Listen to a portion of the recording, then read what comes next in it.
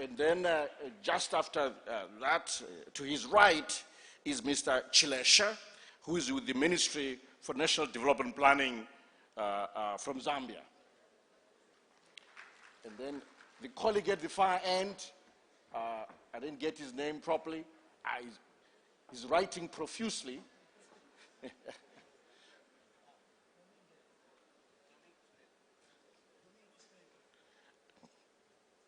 1 minute. Oh, this is Minister of Environment for Angola. Is that right? Yes, on behalf of the Minister of Environment for Angola, Mr. Domingos, you better finish it up for me. I don't think I understood the last name. Neto. Domingos Neto. So, colleagues, this is your panel that will discuss this very important issue.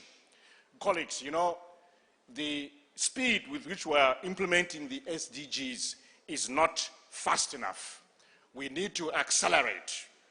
We need to accelerate. And what's making it more urgent is basically the issues around climate change and climate shocks, which just make it harder for us to reduce poverty and improve the welfare of our citizens. There are 4 pillars that we should focus on if we're going to accelerate the delivery of SDGs for the next decade.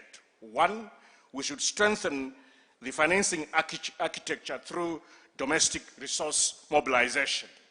Number 2, we should align the implementation architecture.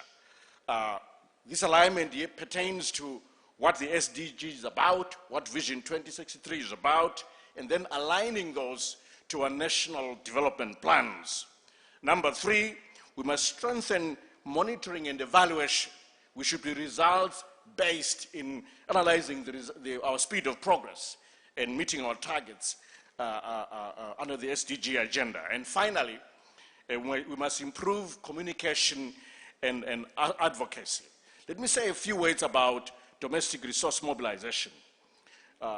Colleagues, you know that Africa collects about $500 through domestic taxation. That's not bad.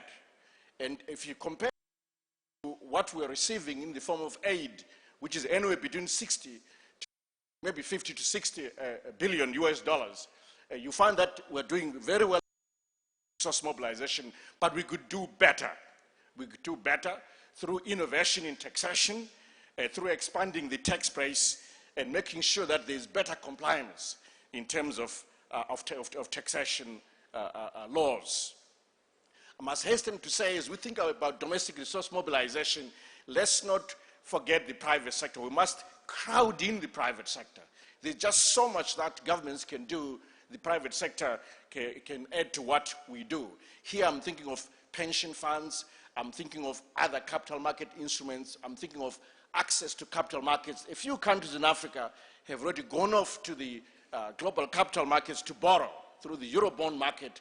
That's what we're talking about. All of that is part of domestic, but also partly external resource mobilization.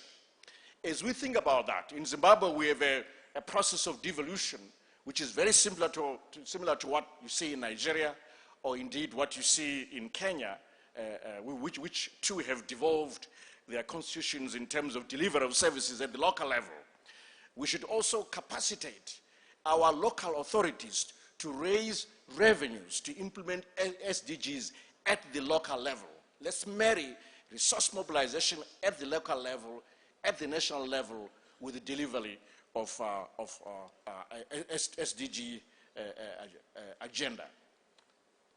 Let me transition to the second issue, which is basically the alignment of the implementation architecture.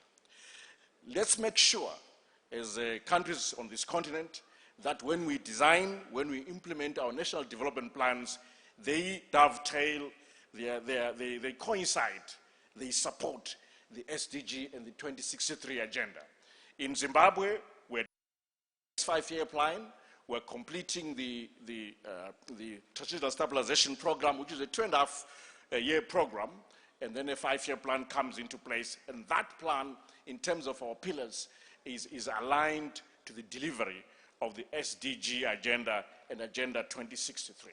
So let's do that as the second item that will accelerate the delivery on the SDG agenda. The third issue is on monitoring and evaluation.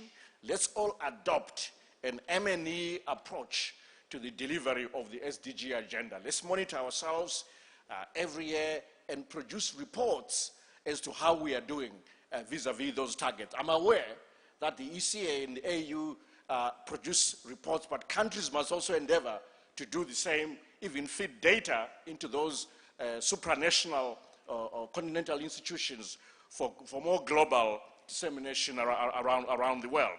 But a results-based approach, an M&E approach, is the way to go in terms of the SDG agenda delivery acceleration.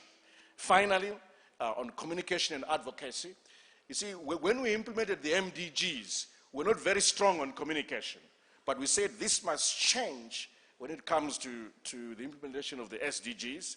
We must communicate internally on progress, externally and globally, but also communicate with our citizenry. Let's make sure that there's a constant communication strategy to disseminate how well we are doing on the road towards achieving the SDG agenda. So 4 things.